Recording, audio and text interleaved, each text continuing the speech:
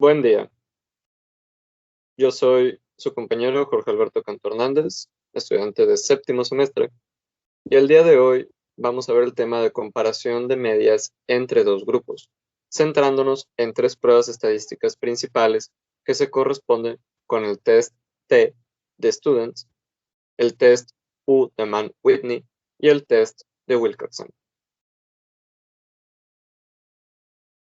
Antes que nada, les muestro en pantalla un esquema al que vamos a volver al final de la clase, en el cual repasaremos los parámetros principales que nosotros tomaremos en cuenta para la elección de la prueba estadística más adecuada dependiendo del caso que se nos presente.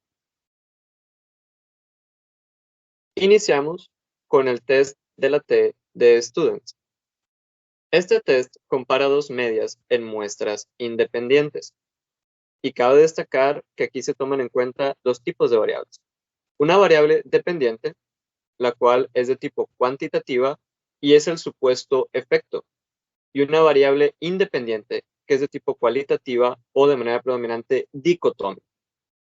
La comparación se realiza entre dos grupos, entre los cuales las varianzas son homogéneas. Cabe destacar este último punto, el cual pondremos a prueba mediante otros tipos de test, y dependiendo del resultado, se utilizarán o no pruebas estadísticas adicionales.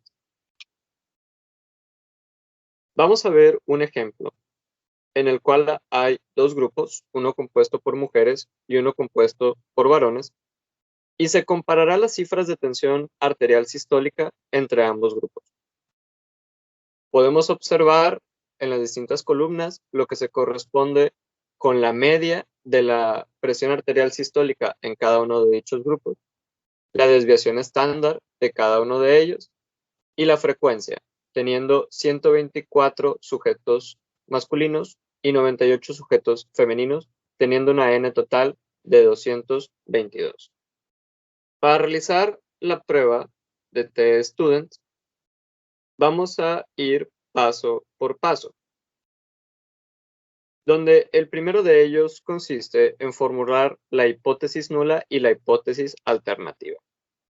En este caso, la hipótesis nula menciona que la media de tensión arterial en la población de varones es igual a la media de tensión arterial en mujeres, mientras que la hipótesis alternativa plantea que esto no es cierto y que existen diferencias entre la media de tensión arterial de ambos grupos.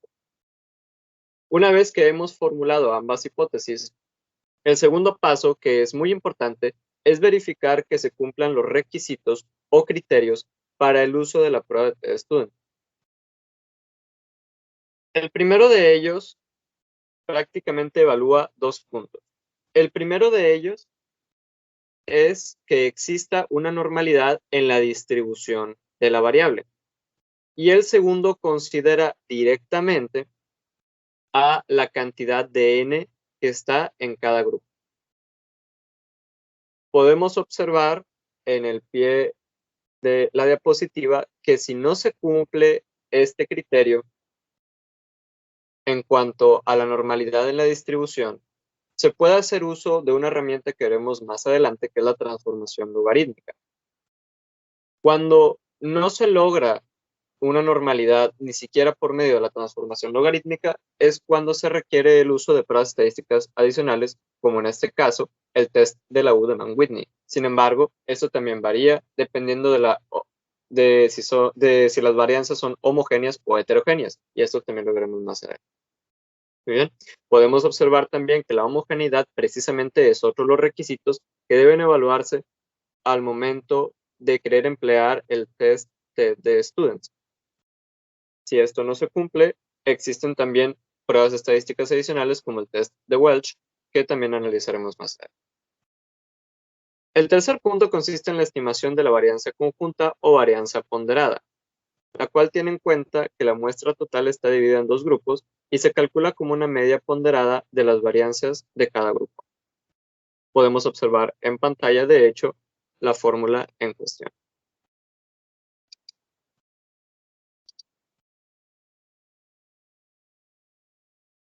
Ahora, de hecho, aquí podemos realizar un paréntesis, donde observamos que en la fórmula las variables han sido sustituidas precisamente por las cifras del ejemplo, donde arriba tenemos la primer n, que corresponde a la cantidad de sujetos en el grupo de los varones menos 1 multiplicado por la desviación estándar de la media, sumado al producto de n2 menos 1, que es la cantidad de sujetos femeninos menos 1 multiplicado por la desviación estándar de su media. Entre la suma, de nuevo, de la n de cada grupo menos 1. Y eso nos da este resultado. La desviación típica ponderada corresponde a la raíz cuadrada de la varianza ponderada, donde el resultado que obtuvimos, obtenemos raíz, y eso es igual a la desviación típica ponderada. Y el tercer aspecto que tenemos que evaluar es la obtención de los grados de libertad, que no son sino el denominador de la varianza ponderada, donde podemos observar que el resultado final es de 220. Una vez obtenidas estas cifras, debemos calcular la diferencia entre las medias, que simplemente es una resta de las dos. Y el siguiente paso corresponde en calcular el error estándar de la diferencia de medias, o EEDM, mediante la siguiente expresión. Nosotros podemos observar también la fórmula en pantalla y la sustitución con las distintas medidas que calculamos en la diapositiva pasada. Finalmente, con todos los datos obtenidos, se calcula el valor de la T de student, que prácticamente es un cociente entre un efecto y un error. Se utiliza la fórmula planteada en la diapositiva anterior y se obtiene 5,6. Finalmente, ya obteniendo esta cifra, se tiene que comparar con las tablas de T-Student, que es la tabla que nosotros observamos a la derecha de la pantalla. Al nosotros considerar los grados de libertad que obtuvimos y la cifra específica, tenemos que observar si el valor de T es mayor o menor al que se encuentra ubicado en las tablas. De ser mayor, la hipótesis nula es rechazada. O mejor dicho, se tiene la seguridad de poder rechazar.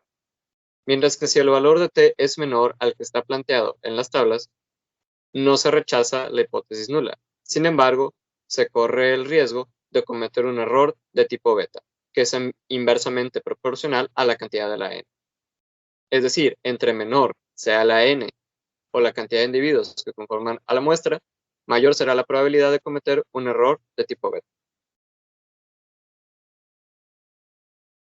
Ahora, mediante la prueba F para la homogeneidad de varianzas, se puede comprobar si hay o no diferencias significativas entre las propias varianzas, donde se toma en cuenta simplemente el cociente entre las varianzas de ambos grupos, el cual es conocido como F.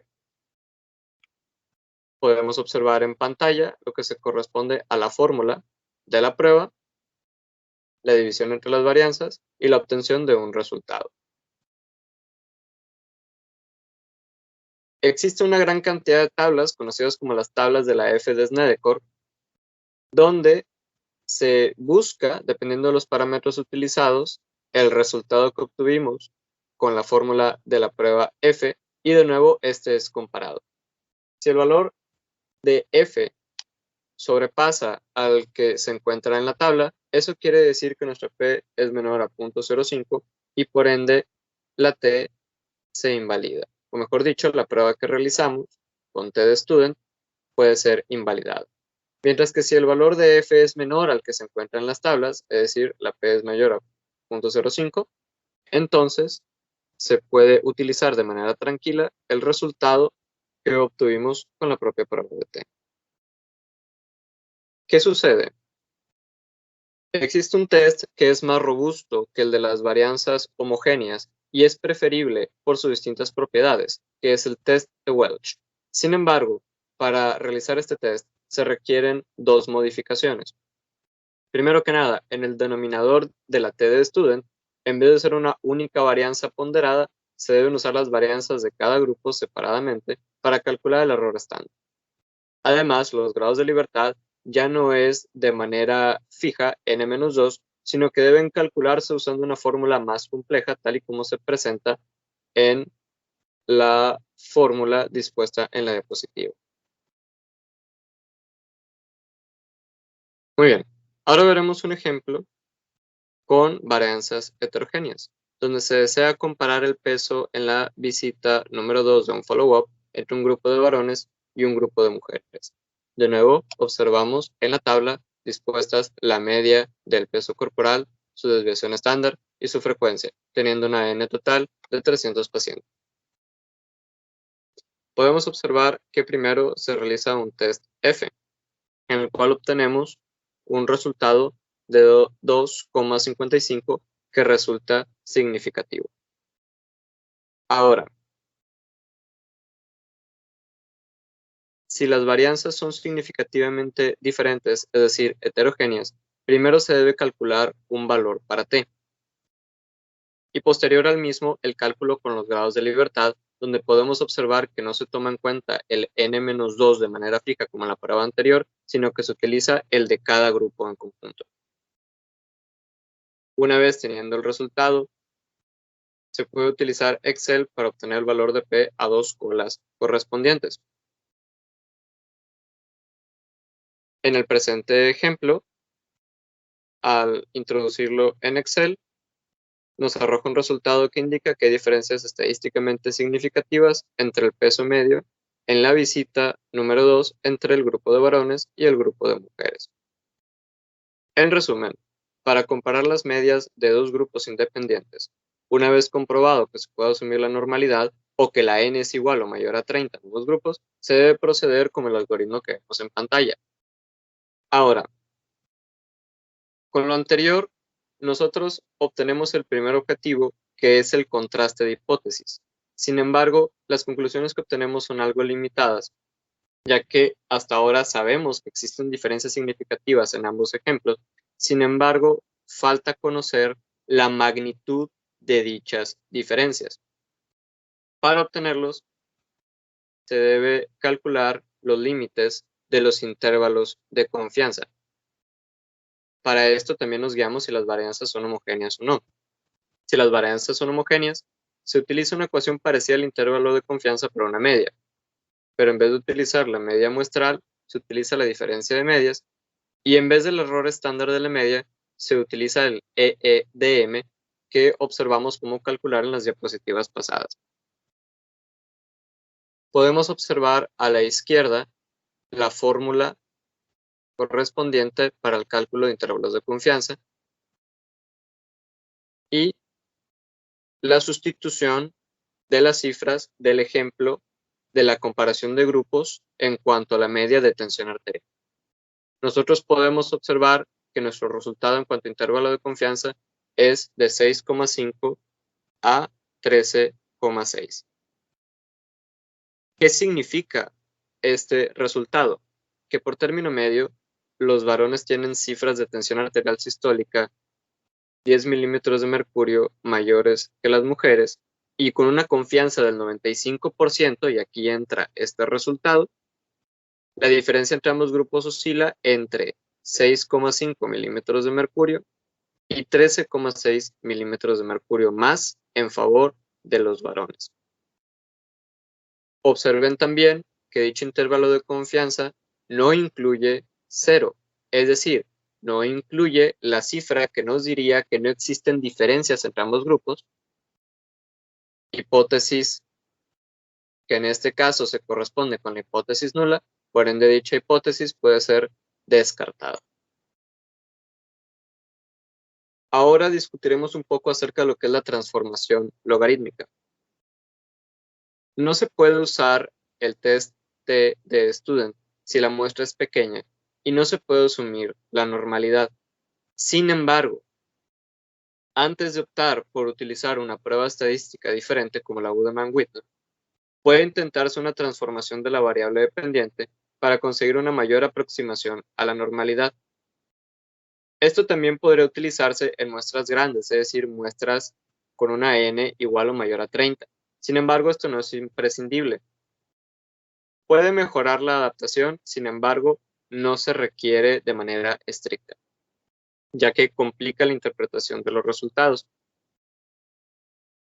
Podemos observar en el presente ejemplo el caso de la comparación de dos grupos, uno conformado por mujeres, otro conformado por varones, en el cual se compara el nivel de actividad física durante el tiempo libre de los 30 primeros participantes.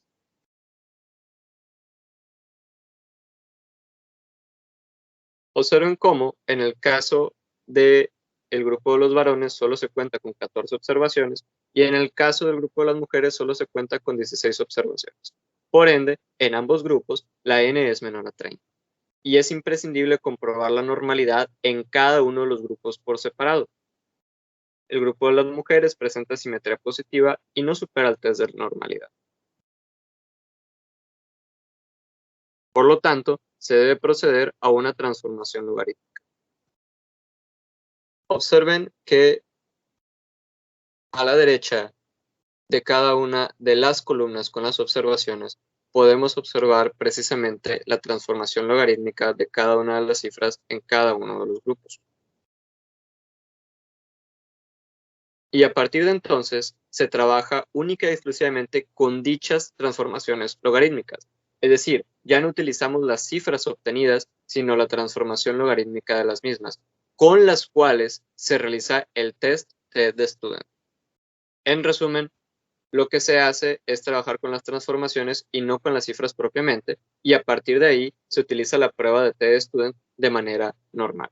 Podemos observar a la derecha cómo ahora dichas transformaciones logarítmicas son precisamente las cifras con las que estamos trabajando en la tabla de la derecha. A manera de recordatorio o de resumen, podemos observar el siguiente esquema en el cual repasamos los distintos casos en que aplicamos las distintas herramientas que hemos visto hasta ahora. Al nosotros evaluar las muestras o los grupos que nosotros vamos a comparar y al saber que estos son independientes, el primer punto en el que nosotros tenemos que fijar nuestra atención es en la n. Si la n en ambos grupos es igual o mayor a 30, procedemos directamente a realizar un test F para valorar la homogeneidad de las varianzas. Y en el caso de que ésta esté presente, realizamos la prueba T de student sin ningún problema. De no estar presente la homogeneidad de las varianzas, es decir, si estas son heterogéneas, realizamos la prueba de T para varianzas desiguales, donde el test principal es el test de Welch. Ahora, si en cualquiera de los dos grupos la n es menor de 30, debe evaluarse la normalidad de la distribución. Si esta está presente, se procede a realizar un test F y de ahí los pasos son los mismos que si los grupos tuvieran a n igual o mayor a 30. Si la normalidad no está presente, entonces debe realizarse una transformación logarítmica. Si con la transformación logarítmica se logra la normalidad, se procede con el test F y con los pasos que siguen a este. Pero si no está presente, entonces se procede a realizar la prueba de U de Mann-Whitney, que es la prueba que veremos a continuación. El test de la U de Mann-Whitney es un procedimiento no paramétrico que sustituye a la T para comparar las medias de dos grupos independientes cuando no se cumplen las condiciones de aplicación del test T. Como requiere ordenar los valores antes de realizar el test, solo puede calcularse usando todos los datos y no compara realmente las dos medias, sino las dos medianas. Algunos de los puntos más importantes es, primero que nada, en qué caso sustituye a la prueba T. Y aquí tenemos 4 parámetros. Número 1, cuando la n, es decir, la cantidad de sujetos en cada uno de los grupos por separado, es menor a 30.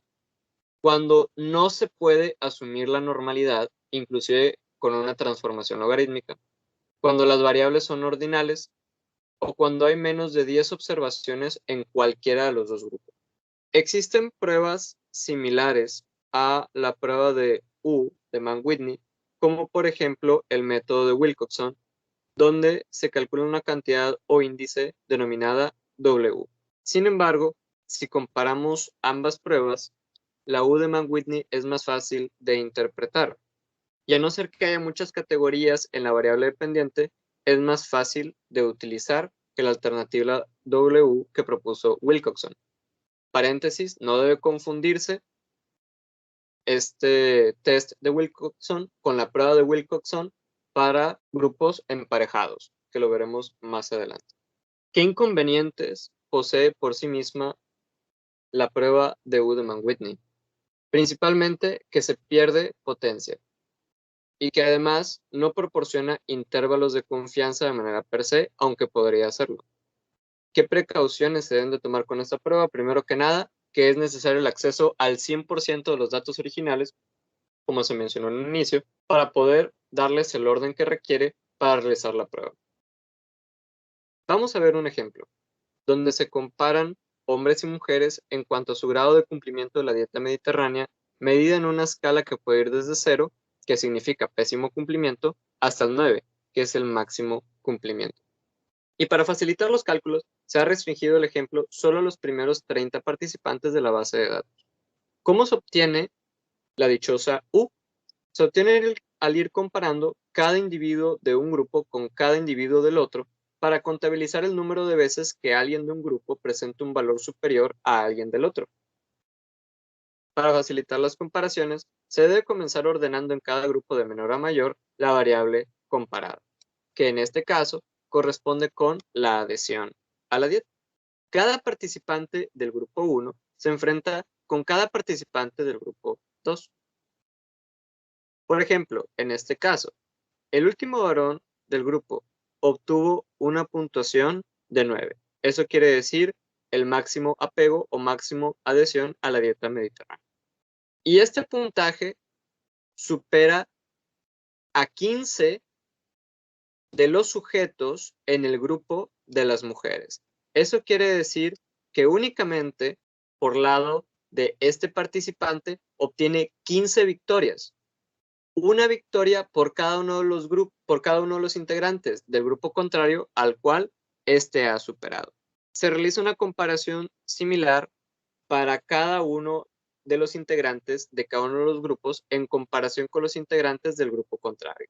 Y al final se contabilizan las victorias de cada sujeto cuando se le enfrenta a cada uno del otro grupo, obteniendo una suma. En el caso de la suma de las victorias en el grupo de los varones, se obtiene un total de 125, mientras que en el caso de las mujeres se obtiene únicamente un total de 75. Sin embargo, también hay que tener en cuenta los empates. ¿Cuántas comparaciones 1 a 1 por parejas se pueden hacer en este ejemplo? Pues hay 14 participantes en el grupo de los varones y 16 en el grupo de las mujeres. Si multiplicamos ambas cifras, obtenemos que se pueden realizar un total de 224 comparaciones posibles. Pero al sumar las victorias de cada grupo, es decir, 125 de los varones más 75 de las mujeres, obtenemos un total de 200 y no de 224 como el total de comparaciones que podremos tener. Sucede así porque hay empates.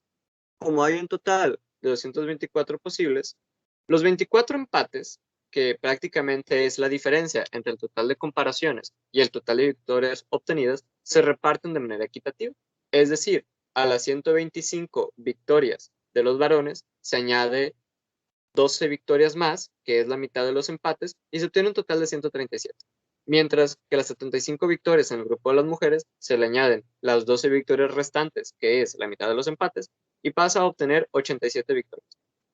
Estas sumas finales, junto con los empates, se corresponden a lo que miden las cantidades o índices denominados U. Es decir, tenemos dos índices U. U1, que corresponde a las 137 victorias del grupo de los varones, y U2, que se corresponde a las 87 victorias del grupo de las mujeres. Podemos observar en el presente algoritmo el proceso que hemos estado discutiendo hasta ahora, donde las comparaciones por parejas en cuanto a la cantidad de victorias en cada uno de los grupos nos da como resultado la cantidad inicial de victorias, 125 para varones, 75 para mujeres. Sin embargo, al tener en cuenta el total de comparaciones que podemos conseguir, que es de 224, notamos que existe un desfase entre la cantidad total de comparaciones y la suma de las victorias en ambos grupos, que es igual a 24.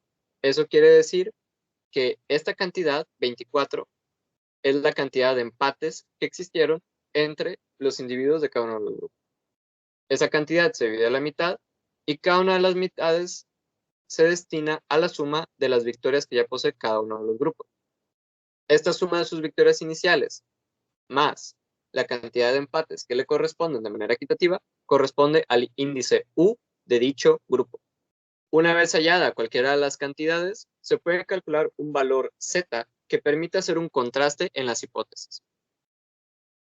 Aquí podemos observar, por ejemplo, cómo se toma en cuenta el índice U número 2, que se corresponde con la cantidad de victorias en el grupo de las mujeres, 75, más los 12 empates que le tocan de manera equitativa, que es igual a 87. De aquí se sustituyen el resto de las variables, entre ellas la N o la cantidad de individuos en cada uno de los grupos, 16 mujeres, 14 varones, y se obtiene un total de menos 1,04. Sin embargo, cabe destacar que en el denominador de la Z existe un error estándar del estimador. El cuadrado de dicho valor es conocido como la varianza del estimador. Es decir, la varianza utilizada aquí no está ajustada para la presencia de empates. Cuando existe la presencia de empates, hay que introducir una pequeña modificación en el cálculo de la varianza y por tanto de la Z, para obtener un estimador con una varianza ajustada por empates, cuya fórmula se encuentra en el centro de la diapositiva. En esta fórmula, T es el número de observaciones que empatan con un mismo valor y G el número de conjunto de valores que empatan. Para cada uno de dichos valores, por ende, debe calcularse el valor de T por medio de esta fórmula. Una vez obtenido este resultado, se calculará el sumatorio de las cantidades obtenidas, que en este ejemplo es de 486. Podemos observar en pantalla el ajuste por empates por cada uno de los grupos.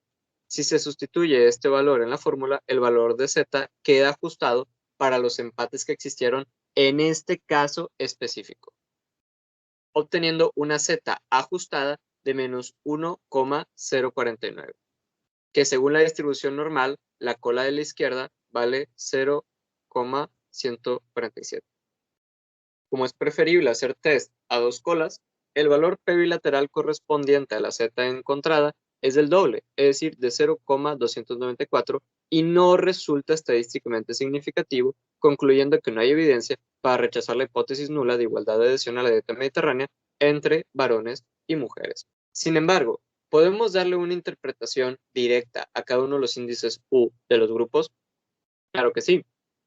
En el caso del índice para las mujeres, que es igual a 87, se sabe que la cantidad posible de comparaciones es de 224. Entonces, al tener un índice U de 87 para el grupo de las mujeres, puede interpretarse como que el 38,8% de las veces las mujeres superaron a los varones en cuanto a la adhesión de la dieta mediterránea. ¿Cómo se obtiene este porcentaje? Dividiendo el índice U del grupo al que estamos evaluando, en este caso las mujeres, que es de 87, entre el total de comparaciones posibles, que es de 224, lo cual nos da como resultado 0,388. Y al multiplicarlo por 100, obtenemos dicho porcentaje, 38,8%. Es decir, en el 38,8% de las comparaciones, la victoria fue para las mujeres. Y podrá interpretarse como que existe una probabilidad del 38,8% de que en una nueva observación procedente del grupo de las mujeres sea esta superior a una nueva observación que proceda del grupo de los varones. De manera alternada, existe una probabilidad del 61,2% de que un varón presente mayor adherencia a la dieta mediterránea que una mujer. Existe una variante que es el test de Mann-Whitney con datos agrupados. Observamos aquí en el ejemplo, donde se compara un grupo de mujeres con cáncer de mama, donde tenemos casos y controles, ambos grupos compuestos por 171 individuos. Y entre ellos se compara la exposición actual a anticonceptivos orales, medida en una escala ordinal del 1 al 4, expresado en números romanos, según los años de duración que tenga dicha exposición. Observen, por ejemplo, en este caso, que nosotros tomamos en cuenta como una jerarquía la categoría a la que ya sea los casos o los controles pertenezcan. ¿A qué me refiero? Tomemos como ejemplo los 21 controles que están en la categoría 4, la categoría más alta, es decir, que posee una exposición a anticonceptivos orales mayor a 10 años. Esto quiere decir que, por sí mismos, estos 21 controles con exposición de tipo 4 están más expuestos que los casos de la categoría 1, categoría 2 y categoría 3. Es decir, que estos 21 controles tienen una exposición mayor a 101 casos. Si nosotros realizamos una multiplicación, obtenemos un total de 2.121 victorias de los controles frente a los casos. Una vez realizando la prueba U de Mann-Whitney para estos casos agrupados, nos damos cuenta que habrá alrededor de 5.897 comparaciones en las cuales existe una mayor exposición en los controles y alrededor de 16.748 con mayor exposición en los casos.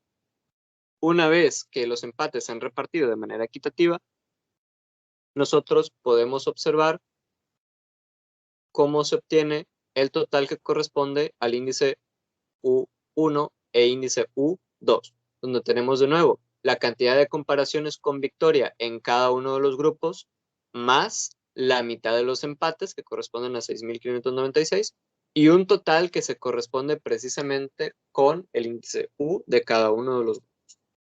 De nuevo, interpretando los resultados, tenemos un total de 9.195 ocasiones en que los controles superan a los casos en exposición a contraceptivos y 20.046 casos de cáncer de mama en los cuales tienen más exposición a contraceptivos que los controles.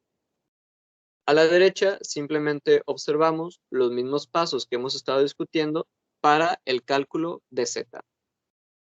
Y obtenemos un resultado que es claramente significativo, con una P menor a 0,0001. Ahora, ¿qué sucede cuando nosotros queremos comparar a dos grupos, pero estos grupos no son independientes? Recordemos que esa característica es necesaria para poder utilizar el test de Studen. En el caso de que no lo sean, sino que cada observación de un grupo está relacionada específicamente con otra observación del otro grupo, es decir, hay parejas de valores relacionados, entonces se trata de un diseño emparejado. El emparejamiento puede deberse a mediciones repetidas en un mismo individuo, es decir, un autoemparejamiento, a parejas naturales como gemelos, o un emparejamiento artificial donde se busca un control para cada caso de la enfermedad. En este caso, podemos observar a la izquierda dos ejemplos. El ejemplo de la izquierda, donde se nos muestra muestras independientes en el cual se comparan dos grupos diferentes. Uno con un tipo de dieta tipo 1, y otro con dieta tipo 2, en el cual se comparan la baja de peso en kilogramos en cada uno de esos individuos, realizando emparejamiento. Sin embargo, también se puede realizar una comparación por cada individuo, siendo el control el mismo individuo. ¿Qué quiere decir? Como vemos en la pantalla de la derecha, tenemos muestras relacionadas donde evaluamos un antes y un después. Llámese, por ejemplo, la cantidad de veces en que ocurre un fenómeno en un mismo individuo antes y después de una intervención, la cantidad de masa corporal que se tiene antes y después de una intervención, etc. Pero, a diferencia del ejemplo de la izquierda, donde son individuos diferentes de grupos diferentes, aquí se corresponde con un mismo individuo en el cual se compara consigo mismo antes y después de una intervención. En resumen, el efecto de interés que se valora no es la variabilidad de tipo interindividual, sino intraindividual. A continuación, les muestro un algoritmo en el cual podemos observar el flujo de decisión en cuanto a qué prueba estadística utilizar, dependiendo si las variables son independientes o son emparejadas. Y también si existe una normalidad o no en la distribución propia de los datos, es decir, si se tratan de datos paramétricos o no paramétricos. Si los datos son independientes y paramétricos, prueba de T-de-Student. Si son independientes y no paramétricos, prueba U de Mann-Whitney. Y en el caso de los datos emparejados y de naturaleza paramétrica, se utiliza la prueba de T para muestras emparejadas. Y de no ser paramétricas, entonces utilizamos una nueva prueba que es conocida como la prueba de Wilcoxon. Observemos ahora la comparación entre los dos tipos de pruebas para datos agrupados. En el caso de la prueba de T-de-Student para datos emparejados, se utiliza cuando la n es igual o mayor a 30 y se sigue una distribución normal. Mientras que con el test de Wilcoxon, los datos para comparar son ordinales, la muestra es menor a 30 y no sigue una distribución normal. Podemos observar cómo para cada uno de los sujetos tenemos una propia comparación entre una visita 0 y una visita 1 y un rango de diferencia entre cada uno de ellos. Para comparar si ha cambiado el peso con el tiempo, se calcula en primer lugar la diferencia entre el peso de la visita 1 y el de la visita 0, que aparece en la columna de la derecha. Ahora, nosotros tenemos un planteamiento donde la hipótesis nula menciona que la media del peso de la visita 0 es igual a la media del peso en la visita 1.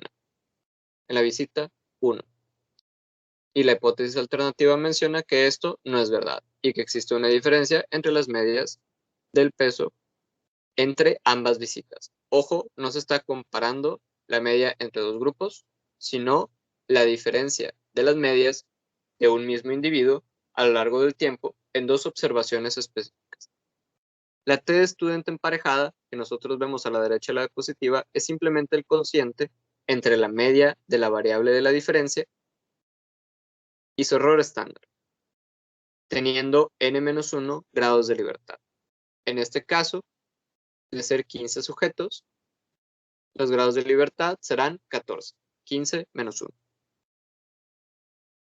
Se compara el valor encontrado en T, que en este caso observamos que es de 0,316, con el valor tabulado de la T de estudio, teniendo en cuenta la cantidad de grados de libertad, que es 14.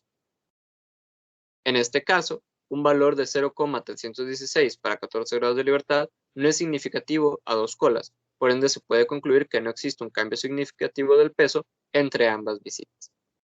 Finalmente, tendremos un último ejemplo para la realización del test de Wilcoxon.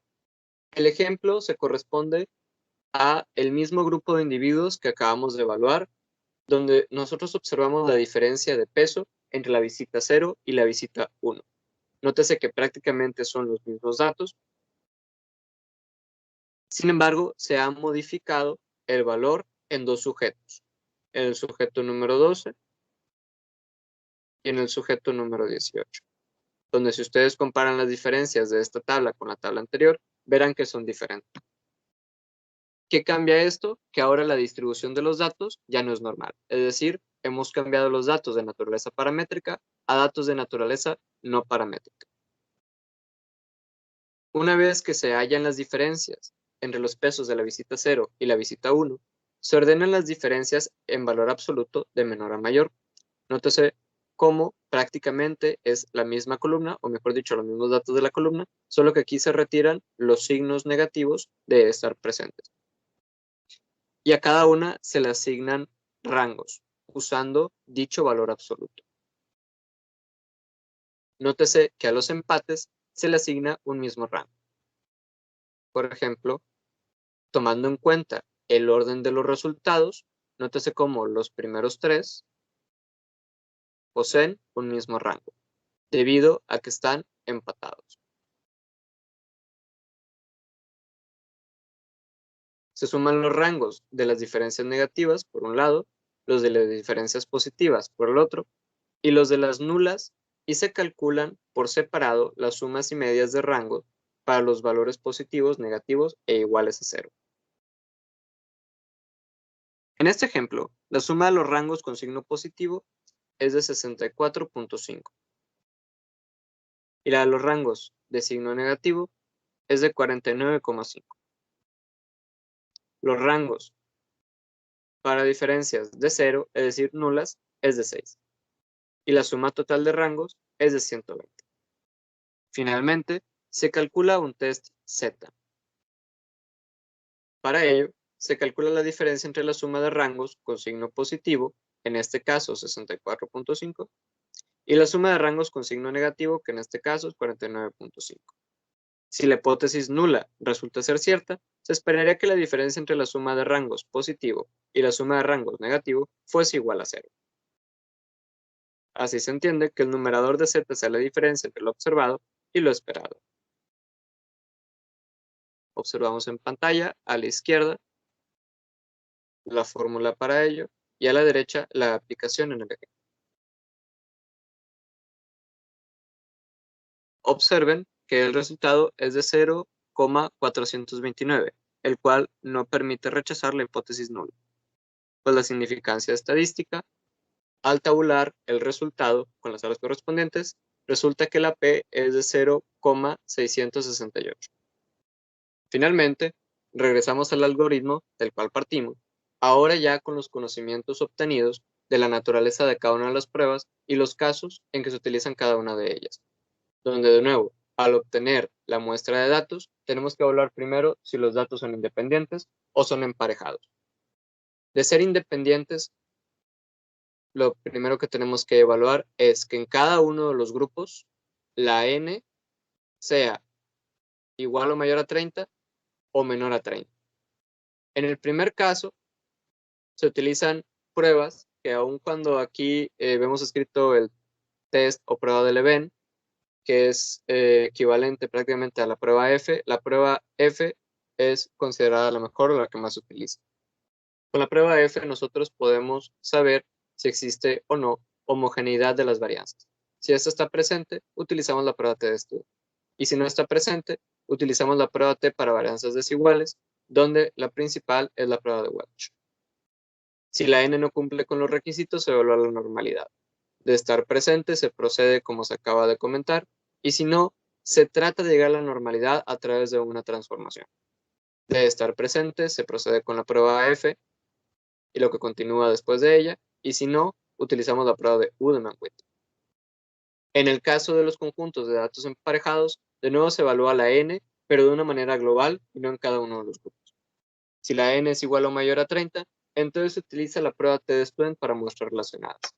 Si la n es menor de 30, de nuevo utilizamos como parámetro principal la normalidad o la distribución normal de los datos.